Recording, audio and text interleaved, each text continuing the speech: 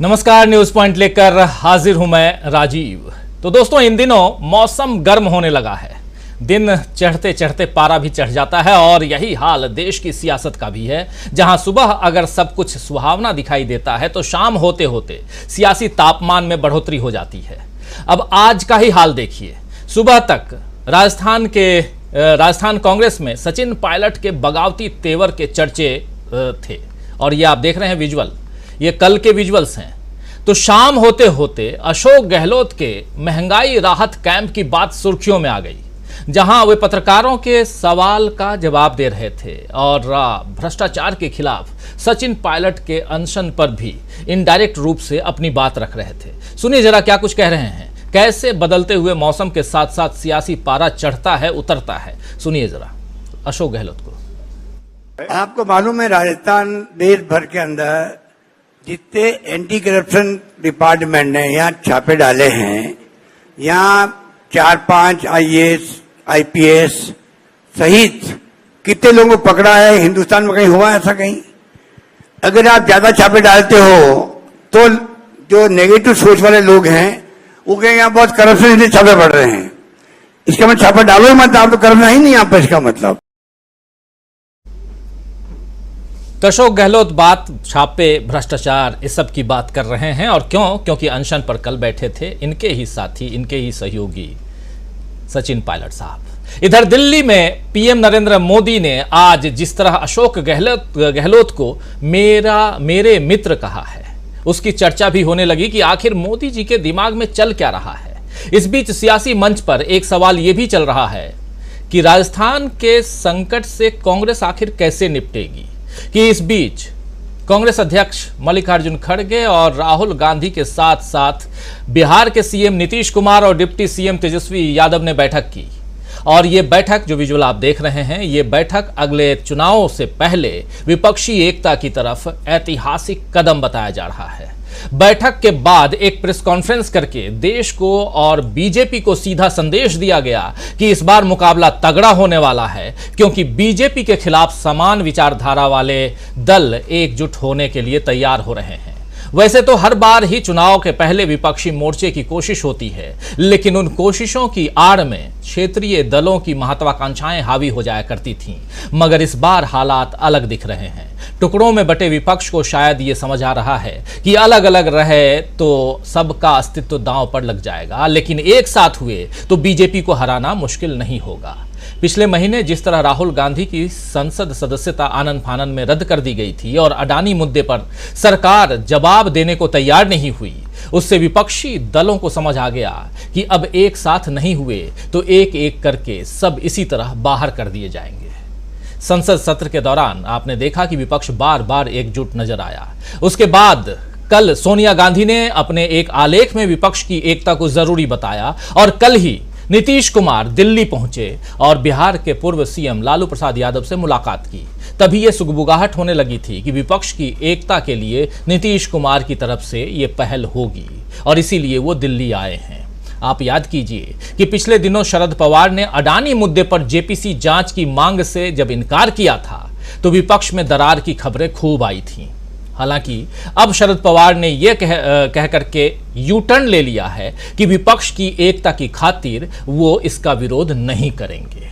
यानी विपक्ष को एक साथ करने के लिए अब शरद पवार ने भी यू टर्न ले लिया है। कुल मिलाकर सभी दल विपक्षी एकता की जरूरत को समझ रहे हैं, इसलिए अब नए मोर्चे की तैयारी में लग गए हैं और नए मोर्चे की तैयारी ने जोर पकड़ लिया है। आज की बैठक के बाद मीडिया को संबोधित करते हुए मल्लिकार्जुन खड़गे ने कहा कि हमने एक ऐतिहासिक मीटिंग की है, हमने बहुत सी बातों पर चर्चा की। आइए जरा सुन लेते हैं खड़गे साहब क्या कुछ कह रहे हैं। यहाँ पर राहुल जी और हमारे बिहार के चीफ मिनिस्टर नीतीश जी, तेजस्वी जी और सारे पार्टी के नेतागण और दोस्तों,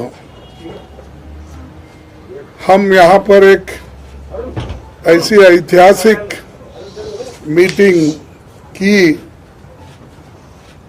और बहुत सी चीजें हम चर्चे में लाए और एक हम सभी ने मिलकर तय किया कि सभी पार्टियों को एकजुट करना और एक होकर आगे जो चुनाव आएंगे उस चुनाव में एकजुट दिखाकर लड़ना।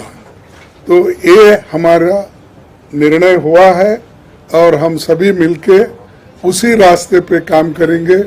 और नीतीश जी, राहुल साहब, तेजस्वी जी और ललन सिंह जी, सभी हमारे जो नेतागण यहाँ बैठे हैं, उसी लाइन पे हम काम करेंगे और हम पूरा इसमें यश साधने की पूरी कोशिश कर रहे हैं। तो सुन रहे थे आप मल्लिकार्जुन खड़गे को, कांग्रेस के प्रेसिडेंट हैं, और वहीं नीतीश कुमार जो इस वक्त मुख्यमंत्री हैं बिहार के, उन्होंने कहा है कि हम अधिक से अधिक राजनीतिक दलों तक पहुंचेंगे और एक साथ उन्हें लाने की कोशिश करेंगे। सुनिए नीतीश कुमार क्या कुछ कह रहे हैं। अभी काफी देर बहुत ही हम लोगों ने चर्चा कर ली और जो आपको बताया अभी, तो इन्होंने जानकारी दे ही दी है कि अधिक से अधिक पार्टियों को पूरे देश में एकजुट करने का प्रयास करना है और उसके लिए हम लोग अपना कोशिश करेंगे। सब लोग एग्री करेंगे, वो सब लोग बैठेंगे और एक साथ हम लोग आगे का काम करेंगे, मिलकर के चलेंगे। ये बात तय हो गई है और इन सब चीजों को लेकर के ये भी कई लोगों से बातचीत हुई है, हम लोगों की बात हुई। हम लोग फिर एक बार आज जो बात हो गई है, अंतिम तौर पर बात हो गई है, अब उसी के आधार पर फिर हम लोग कर लेंगे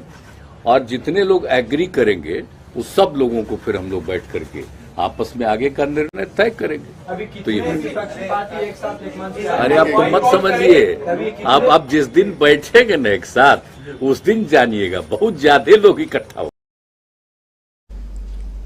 तो सुन रहे थे आप, हम जिस दिन बैठेंगे ना एक साथ, उस दिन बहुत ज्यादा लोग एक साथ इकट्ठा होंगे, कह रहे हैं नीतीश कुमार। और इधर राहुल गांधी विपक्षी दलों के को एक साथ लाने और उनके एक साथ होने के को इस एक प्रक्रिया के रूप में मान रहे हैं और इसे महज चुनावी हार या जीत ही नहीं बल्कि विचारधारा की लड़ाई मान रहे हैं। राहुल गांधी भी इस मौके पर उन्होंने भी अपनी बात रखी, जरा सुन लेते हैं क्या कुछ कह रहे हैं राहुल गांधी। खड़गे जी ने कहा, नीतीश जी ने कहा कि ऑपोजिशन को एक करने में एक बहुत ऐतिहासिक कदम लिया गया है। आपने सवाल पूछा कितने ऑपोजिशन पार्टीज को इकट्ठा करना है।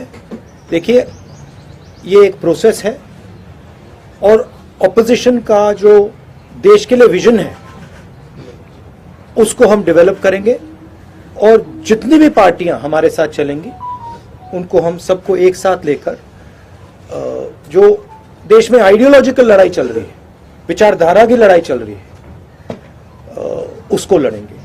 जो इंस्टीट्यूशंस पर आक्रमण हो रहा है, जो देश पर आक्रमण हो रहा है, उसके खिलाफ हम सब एक साथ मिलकर खड़े होंगे और एक बहुत महत्वपूर्ण कदम उठाया गया है। तो आप सुन रहे थे राहुल गांधी को देश के लिए और जो भी बन पड़ेगा और खासकर जो विचारधारा की लड़ाई है, एकजुट होने की बात, ये तमाम बातें यहाँ रख रहे हैं राहुल गांधी और लगातार राहुल गांधी ये बात कहते भी आए हैं। तो इसके बाद बिहार के डिप्टी सीएम भी चूंकि यहाँ मौजूद थे, उन्होंने भी अपनी बात हालांकि मीडिया के सामने नहीं रखी लेकिन ट्वीट के जरिए देखिए सामने रखा हुआ है और ट्वीट के जरिए कुछ फोटोग्राफ्स के साथ उन्होंने ट्वीट किया और उन्होंने लिखा सार्थक एवं सकारात्मक। ये बहुत बड़ी बात अपने आप में दो शब्दों में यहाँ कह दी तेजस्वी यादव ने। डिप्टी सीएम हैं नीतीश कुमार के बाद और बिहार में आरजेडी का सबसे बड़ा चेहरा लालू यादव के बाद में। तो तेजस्वी यादव, नीतीश कुमार, मल्लिकार्जुन खड़गे, राहुल गांधी, ये चारों ने मिल करके जो आज मीटिंग की है और इस मीटिंग से, इस बैठक से ये साफ हो गया है कि इस बार विपक्षी एकता के लिए बढ़े कदम अब मंजिल तक पहुंचकर ही दम लेंगे। आइए दोस्तों, चर्चा की शुरुआत करते हैं और समझने की कोशिश करते हैं कि क्या 2024 में विपक्ष देगा मोदी को मात। विपक्षी एकता की बात तो खूब हो रही है।